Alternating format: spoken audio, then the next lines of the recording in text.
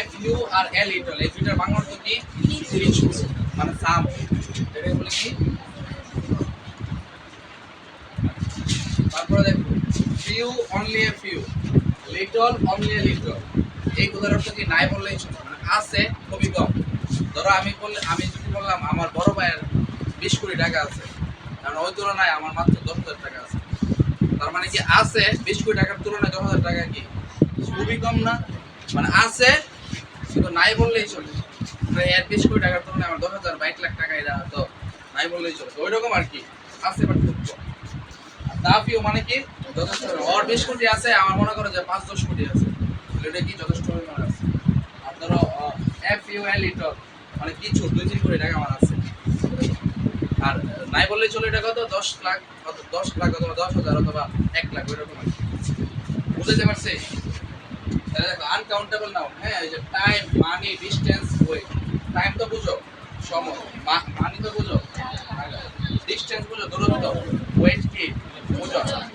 ওইগুলোর ক্ষেত্রে ওইগুলো যদি তুমি পাও সরাসরি, টাইম যদি সাবজেক্ট পাও, মানি যদি সাবজেক্ট পাও, ডিসটেন্স যদি সাবজেক্ট পাও, ওয়েট সাবজেক্ট পাও, তাহলে ভার্ব সরাসরি কি হবে? এখন এইগুলো একক আছে। সময়ের একক কি? সেকেন্ড না?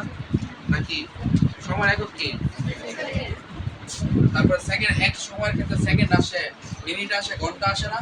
আচ্ছা, এগুলাকে একক বলে, মিনিট, ঘন্টা, সেকেন্ড, এগুলাকে কি বলে? একক। তারপর মানির ক্ষেত্রে 10 টাকা, 20 টাকা, 100 টাকা, 1000 টাকা, তুমি কি কখনো 100 টাকা ইউজ করছো? টাকার ক্ষেত্রে এখানে আবার কিছু কথা আছে, হ্যাঁ, কয়েকটা রুপি আছে যে টাকা, তারপরে চাইনার একটা রুপি আছে, এই দুইটা, আর এক দুইটা আছে, ওইগুলোর ক্ষেত্রে এস ইউজ হয়, ঠিক আছে? ডলারের সাথে এস ইউজ হয় না? দেখছো ডলারের সাথে কি ইউজ হয়?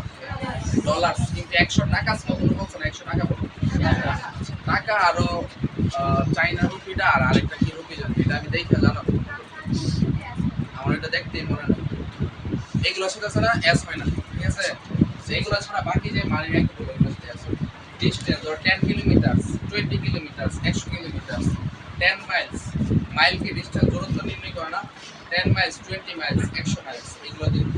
ওয়েট 10 কেজি, 10 কেজি, তারপর যদি তোমার ওই যে ইয়া বলে গ্রাম বলে, হ্যাঁ, ওইগুলোর ক্ষেত্রে কি হয়? এককগুলা সিঙ্গুলার হইতে পারে, প্লুরাল হইতে পারে, কিন্তু বারবার অলওয়েজ কি হবে? সিঙ্গুলার। তুমি বলো যে 2 আওয়ার, 2 আওয়ার্স হবে, ঠিক আছে? 2 কি হবে? আওয়ার্স। 3 কি হবে? আওয়ার্স হবে, হ্যাঁ, বুঝতে পারছি। কিন্তু 3 আওয়ার্স লিখবো কি, কিন্তু ভার্ব কি দিব? সিঙ্গুলার।